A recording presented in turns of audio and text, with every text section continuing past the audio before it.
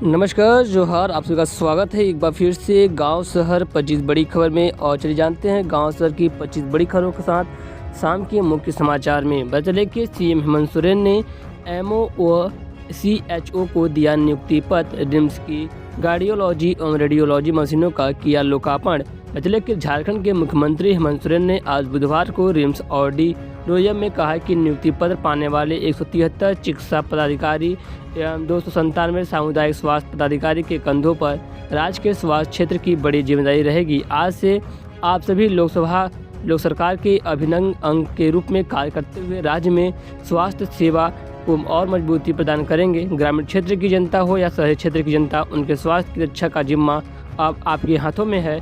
स्वास्थ्य, चिकित्सा, शिक्षा एवं परिवार कल्याण विभाग द्वारा आयोजित नियुक्ति पत्र वितरण समारोह में उन्होंने यह बातें कही।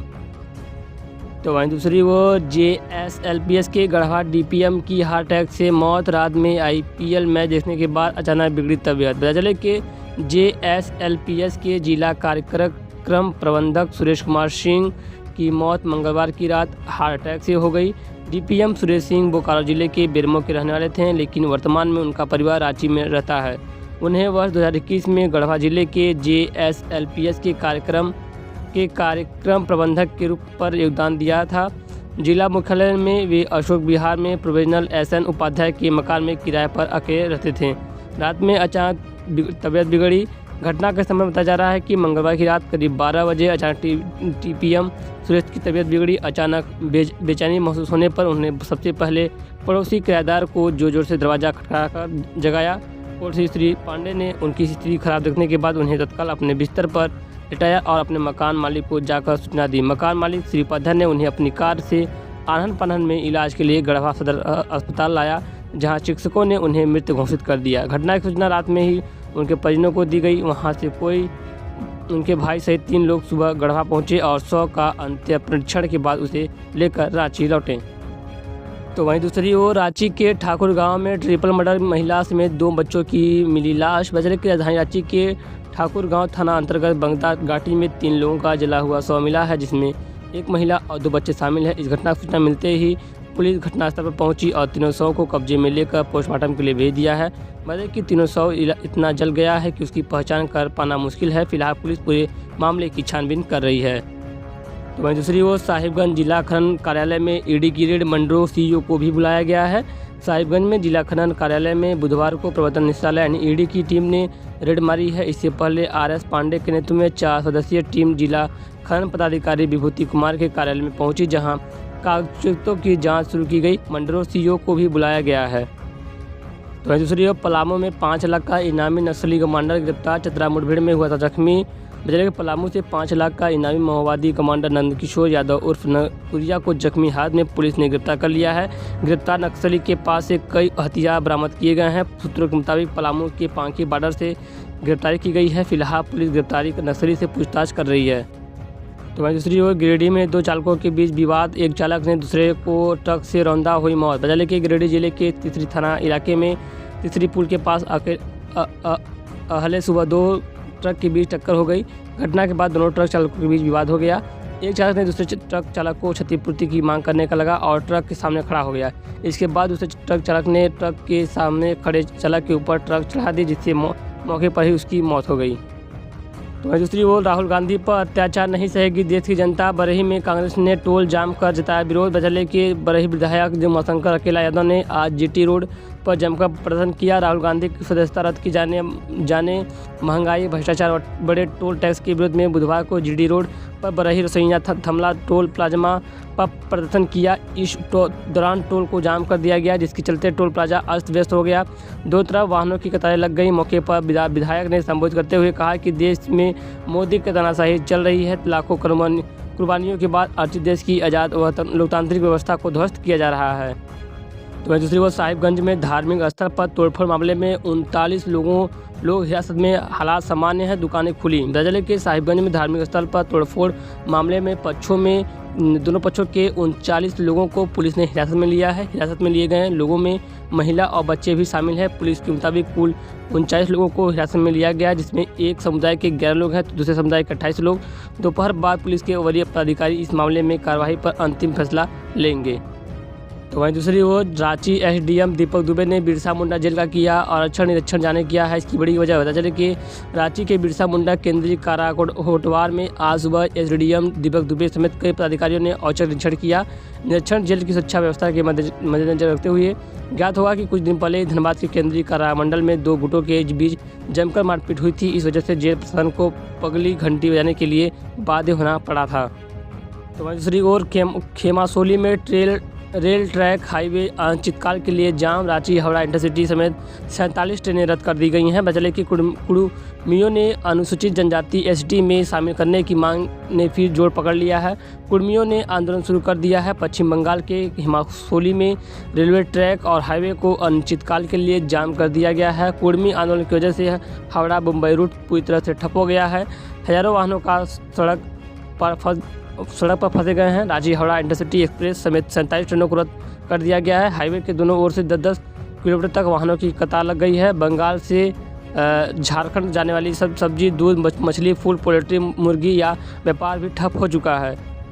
तो दूसरी ओर झारखंड में शिक्षक बनने का सुनहरा अवसर। 3000 से अधिक पदों पर नियुक्ति के लिए आज से आवेदन शुरू होंगे। जी हाँ दोस्तों, झारखंड के बेरोजगार बीएड धारक छात्र छात्राओं के लिए बड़ी खुशखबरी है। 10वां कर्मचारी चयन आयोग ने 3000 से अधिक पीजीटी पदों पर नियुक्ति के लिए नोटिफिकेशन जारी किया है। इसकी प्रक्रिया आज से ही शुरू हो रही है। इच्छुक उम्मीदवार आयोग की अधिकृत वेबसाइट jssc.nic.in पर जाकर आवेदन कर सकते हैं। पदों संख्या 3120 पदों पर निकली वैकेंसी निकाली गई है। झारखंड कर्मचारी चयन आयोग ने 2855 पदों पर रेगुलर वैकेंसी निकाली है, जबकि 265 पर बैकलॉग के जरिए नियुक्ति होगी। आपको बता दें कि 2855 पदों में से 2137 पद सीधी नियुक्ति होगी, जबकि 718 पदों पर पहले से कार्यकर टीजीटी शिक्षकों को ₹5000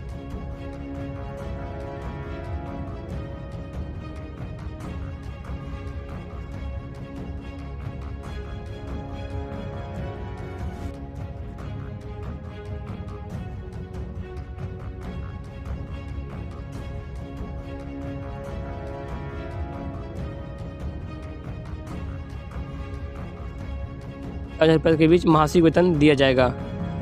तो वहीं दूसरी ओर झारखंड के चाकुलिया से गायब 3 नाबालिग बच्चियां संतरागाछी से बरामद। पुलिस की त्वरित कार्रवाई से मिली सफलता। जिले की चाकुलिया से गायब 3 नाबालिग बच्चियों को बंगाल के संतरागाछी रेलवे स्टेशन से बरामद कर लिया गया है। तीनों बच्चियां सही सलामत हैं। आपको बता दें कि मंगलवार शाम तीनों बच्चियां अचानक घर से गायब हो गई थीं। इसके बाद परिजनों ने छानबीन शुरू की, लेकिन तीनों का कहीं पता नहीं चला। इसके बाद परिजनों ने स्थानीय पुलिस स्टेशन पर इसकी शिकायत दर्ज कराई। सूचना मिलते ही चाकुलिया थाना प्रभारी ने तुरंत कार्रवाई कर दी।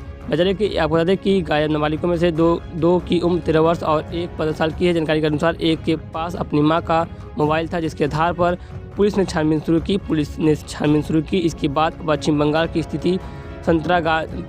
स्थित संतरागाछी स्टेशन पर तीनों बच्चियों को बरामद कर लिया गया है।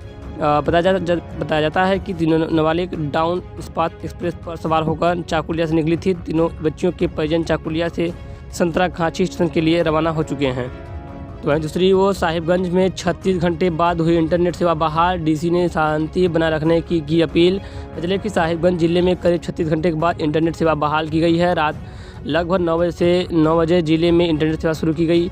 वादे की शांति व्यवस्था बनाए रखने के लिए डीसी रामविनास ने इंटरनेट सेवा बंद कर दिया था। जिस जिले में इंटरनेट सेवा बहाल होते ही लोगों ने राहत की सांस ली। वहीं साहिबगंज में शांति बहाली को लेकर मंगलवार को डीसी रामनिवास यादव व एसपी निरंजन किस्पोटा के नेतृत्व में सद्भावना मार्च निकाला गया था। सद्भावना मार्च में सैकड़ों की संख्या में शहर के प्रबुद्ध लोग शामिल हुए थे। पूरे शहर में हिंदू, मुस्लिम, सिख, ईसाई आपस में है भाई भाई का नारा गूंजते रहा।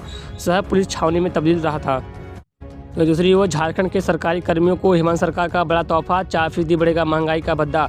चले कि झारखंड सरकार के कर्मचारियों का महंगाई भत्ता 4% बढ़ाया जाता है। केंद्र सरकार की तर्ज पर राज्य में भी कर्मियों का महंगाई भत्ता बढ़ाने से संबंधित प्रस्ताव तैयार किया गया है। हाल ही में भारत सरकार के कर्मचारियों का महंगाई भत्ता बढ़ाकर 42% किया गया है। वित्त विभाग ने राष्ट्रीय कर्मियों का महंगाई भत्ता भी केंद्र के अनुरूप करने का प्रस्ताव बनाया है। 6 तारीख को होने वाली कैबिनेट की बैठक में इस पर फैसला लिया जाएगा। तो वहीं दूसरी ओर जेईई मेंस परीक्षा कल से रांची के कई जगहों पर बनाया गया सेंटर। चले के नेशनल टेस्टिंग एजेंसी यानी एनटीए ने जेईई मेंस अप्रैल सत्र का एडमिट कार्ड जारी कर दिया है। वेबसाइट पर फिलहाल 6 अप्रैल के परीक्षा स्लॉट का चयन करने वाले विद्यार्थियों का एडमिट कार्ड उपलब्ध कराया गया है। पहली बार एडमिट कार्ड में दिए गए बार कोड रीडर के माध्यम से सीट और लैब आवंटित किए जाएंगे। रांची में आईकॉन डिजिटल जोन तुपुताना को परीक्षा केंद्र बनाया गया है। तो वहीं दूसरी ओर खूंटी में टांगी से वार कर एक शख्स की हत्या करने वाले खूंटी जिले के रनिया थाना क्षेत्र की सौंदे पंचायत अंतर्गत किंगाटोली गांव निवासी पूर्व सैनिक स्वर्गीय प्रेमचंद मुर्नी के बेटे वासिल मुदीसुरीन की टांगी से सिर पर वार कर हत्या कर दी गई। हत्या के बाद शव को सौदे रनिया मुख्य मार्ग में गोपीला पुलिस के पास छोड़ दिया गया। मृतका की पत्नी मरियम ने बताया कि मंगलवार को सौदे में साप्ताहिक हाट बाजार लगा था। वासिल बाजार के लिए घर से निकला था। देर शाम तक घर नहीं लौटने के बाद परिजनों द्वारा लोगों से पूछताछ की गई, परंतु कुछ पता नहीं चला। बुधवार सुबह को लोगों ने सड़क पर शव को पड़ा देखा। इसके बाद पुलिस को घटना की जानकारी दी गई। पुलिस मामले की छानबीन कर रही है। तो फिलहाल खबरों बस इतना ही। यही थी आज की तमाम बड़ी खबर जो कि शाम के समाचार के साथ आज ही। तो मैं उम्मीद है खबरों को शेयर कीजिएगा, लाइक कीजिएगा। चैनल पहली बार आया है तो चैनल सब्सक्राइब करके बेल आइकन को प्रेस जरूर कीजिएगा। फिर मिलते हैं ऐसी नई खबर जुड़े रहेगा हमारे साथ जेडी मीडिया के साथ। जय हिंद, वंदे मातरम।